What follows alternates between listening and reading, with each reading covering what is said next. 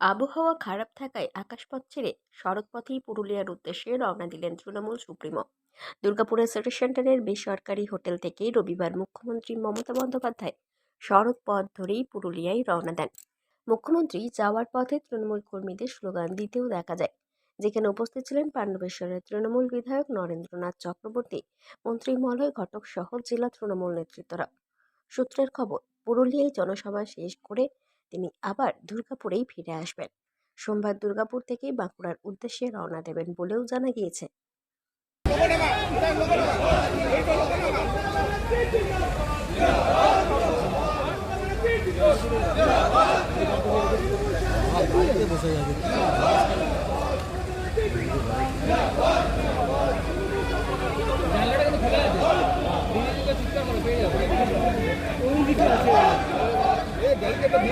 আস্তে আস্তে আস্তে দিদি দিদি দিদি